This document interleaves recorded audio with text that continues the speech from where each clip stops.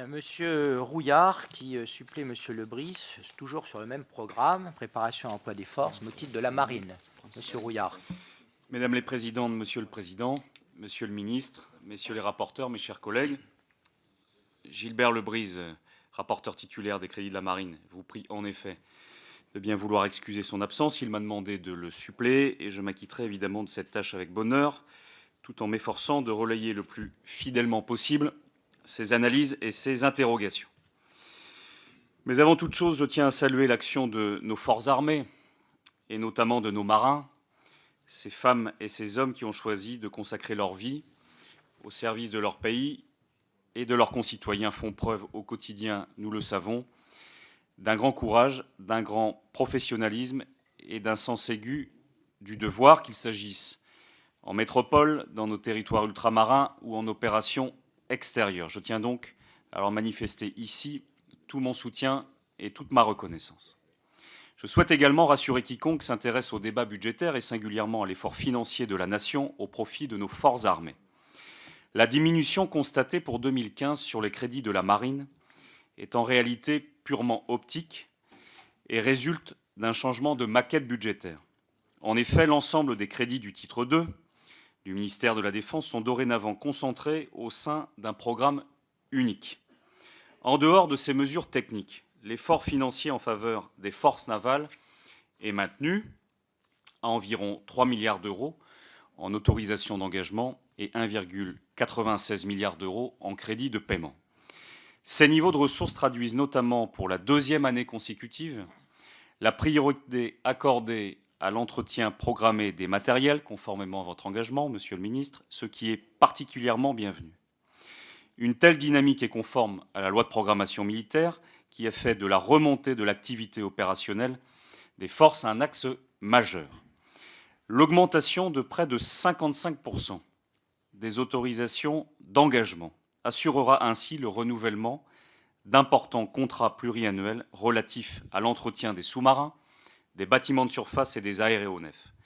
Ils permettront la nécessaire régénération des matériels et des équipements et prépareront ainsi la remontée de l'activité opérationnelle vers les standards OTAN à partir de 2016.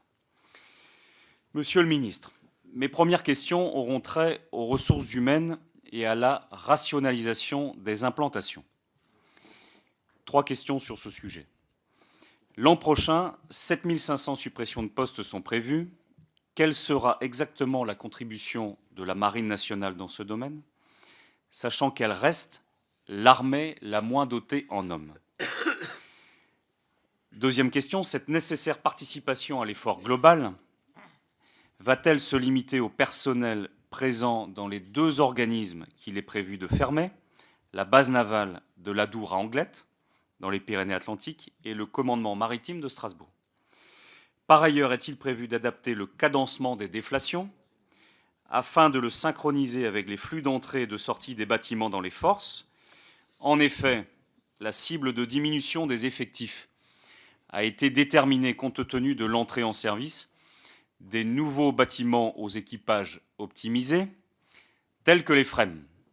Or, ces matériels ne seront effectivement disponibles qu'en fin de programmation, même si effectivement les livraisons se font chaque année. Il ne faudrait donc pas, et c'est une préoccupation qui s'exprime beaucoup, que la marine soit contrainte de consentir l'essentiel des efforts de déflation de manière trop prématurée.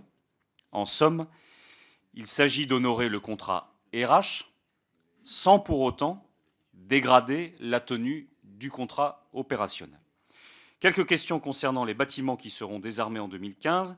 J'ai cru comprendre que les 2 patrouilleurs de surveillance des sites Athos et Aramis pourraient être reversés à la gendarmerie maritime. Pourriez-vous nous en donner quelques précisions à ce sujet?